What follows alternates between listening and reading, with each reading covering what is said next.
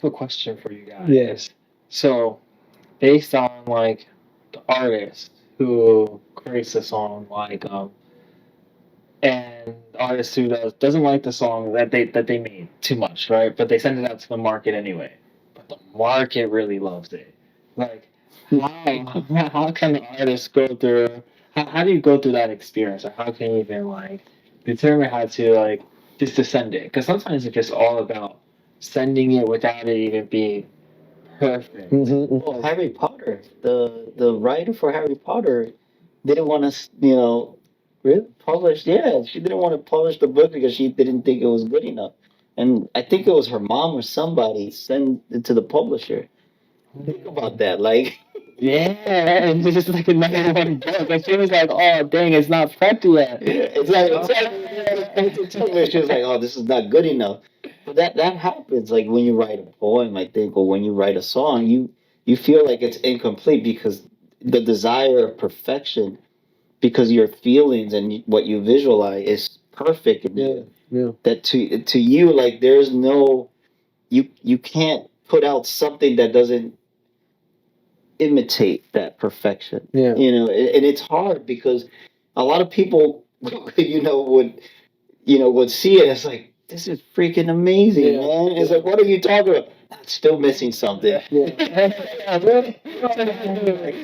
We're like our own toughest critics, and I think for me, how I go over those obstacles where it's like I'm trying to create something and I don't want to overdo it or overthink it, where it does sound good to somebody else, but because I'm trying to see it more or understand it more, or I try to do certain things more, then it becomes like I become a little deaf to it, right? And so I think it's very important when you're recording music is you got to kind of be in a ritualistic sort of mindset where it's like, okay, I'm committing myself to what I'm about to do, and whatever happens, happens, right? And whatever you have to do prior to leading up, even if it takes you a couple of days, who knows? Like maybe you got. I remember when I did my album release, right, for 2022. I fasted for 3 days, right? I just fasted for 3 days just so that I can think about the intention of what I was trying to do for that show, right? And so, regardless of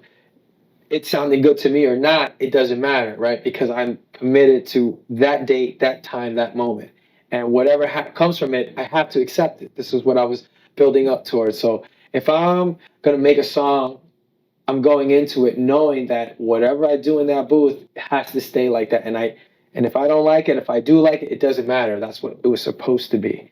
And I have to do everything on the back end to make sure that I'm okay with it. Right. If I'm out drinking, smoking, or doing things that kind of take away from the creative process, and then I go to the studio, that's gonna do something to that song. Where when I'm listening to it, I'm like, yeah, well, duh, I was high and dumb and tired. Like that is the byproduct of that, right? But if I go into it with like a whole heart, confident, focused, ready, I made sacrifices, then it's like, no, that's what that sounds like. And I think as long as you do that going into whatever it is you're making, you'll be happy with the byproduct, right? But if you're second guessing yourself in the midst of it all, it's because you didn't prepare. It's because you didn't take the proper measures to get your mind right, to get your soul right, right? Those things are all important in creating music. Music is magic. It's magic. Like it does something when you're in your car, you press play to a track that you like, and then what does it do? It does something to your brain, your brain waves, chemicals, right? To put you in a mind state where it's like, okay, well, I'm trying to feel good right now. And this is the song that does that, right? So that's very important. And I think if you do things like that, then you'll be happy with what you do. Now, if a label is saying like, okay, we hear your album, it's a good album, but we need a hit. I mean, I've never been in that position, right? But I would probably do my darnest, my best, and I would figure out a way to make sure that it's me that's creating this hit single, even if the record label was like it's not it, then they're gonna have to wait or whatnot. But I wouldn't compromise on that. You know that band that she's my cherry pie. Yeah. I forget that band's name. I know the song really very well too. I don't know the name of the group.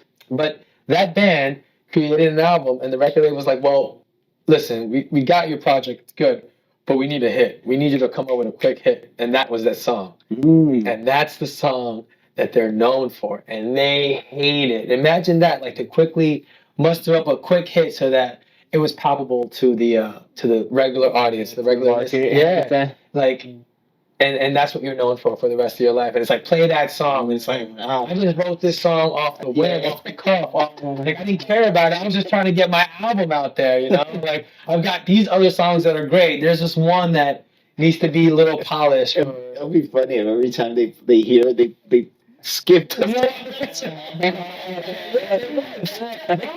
that could bring trauma. Listen, I think about artists that created some very crazy stuff in the beginning of their career, and I'm pretty sure them listening back, the cringe. I never want to feel like that with my music. You know, like since you mentioned that, and I don't know, Kevin, if you heard them, Andre 3000 and what was the name of the group? Outkast. Outkast. Outkast was a heavy rap.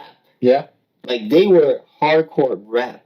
For those that I don't know, Kevin, you're a little younger than us, but Outkast was big. Yeah. You know, Outkast was big, but they were known for their pop songs, not so much for their hardcore rap. Right. If you go back to the 90s, Yeah. you hear Outkast, you're like, there's no way this is Outkast. Yeah.